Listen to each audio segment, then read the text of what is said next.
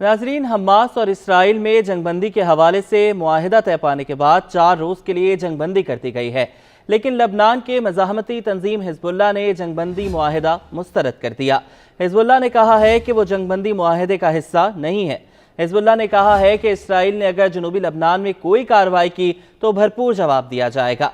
Hamas और Israel में जंग के दौरान जहां अल-क़साम ब्रिगेड ने इसराइली फौजियों की नाक में दम किए रखा, वहीं हिजबुल्लाह ने भी इसराइल को नाको चने चबवा दिए।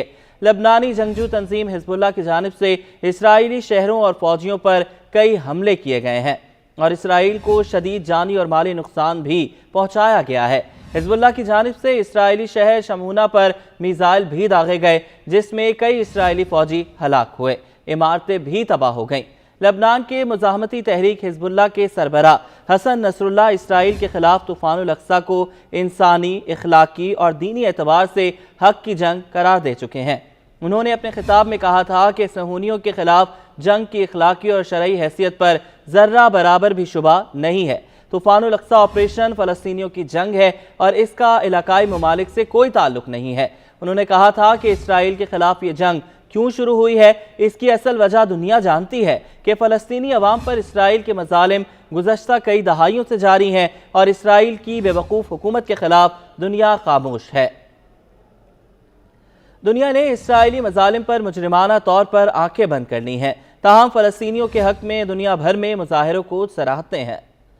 हिजबुल्लाह सरबराह ने कहा कि हमास का हमला फ़लस्तीन के छुपे हुए दुश्मनों को सामने ले आया। तूफ़ानुल अक़सा ऑपरेशन सिर्फ फ़लस्तीन और फ़लस्तीनियों के लिए था। ऑपरेशन से पता चल गया कि कौन दोस्त है और कौन दुश्मन है। तूफ़ानुल अक़सा का शानदार ऑपरेशन बरवक्त, बेहतरीन और टेक्निकल था।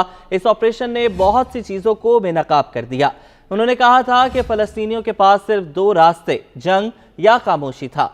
एक रास्ता था कि फ़लस्तीनी अवाम खामोश रहकर जुल्म बर्दाश्त करते रहते और दूसरा रास्ता अपने हुकूक के लिए लड़ना था, जिसके लिए उन्होंने इसराइली मज़ालिम से तंग आकर दूसरा रास्ता ही इख्तियार किया। उन्होंने अपने खिताब में यह वाज़े किया था कि हिजबुल्लाह को 7 अक्टूबर के ऑपरेशन से मुतालिक कोई पेशगी इत्तला नहीं की गई। 7 अक्टूबर के ऑपरेशन को इंतहाई राजदारी से अंजाम दिया गया। सिर्फ हिजबुल्लाह ही हमास के जंगजुओं के साथ नहीं थी, बल्कि यमन के हौसी बागी भी हमास की तरह इसराइली फौजियों को निशाना बनाते रहे।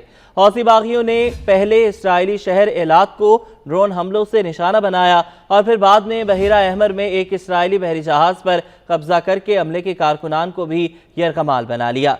ये बहरी जहाज, जिसका नाम गैलेक्सी लीडर है, 19 नवंबर को यमन के हौसी बागियों ने अपने कब्जे में लिया था। इससे चंद रोज़ कबल ही हौसी बागियों ने धमकी भी दी थी कि वो गजा के पट्टी के इलाके में हमास और इसराइल में जारी जंग के तनाजुर में इसराइली जहाज़ों को हमलों का निशाना बनाएंगे। एक इसराइली कारोबारी शख्सियत की मिल्कियत इस बहरी जहाज़ पर हौसी बागियों के कब्जे के बाद इसराइल ने इल्ज़ाम आयद किया था कि हौसी बागियों ने ईरानी क़यादत के कहने पर बहरी जहाज़ पर कब्जा किया।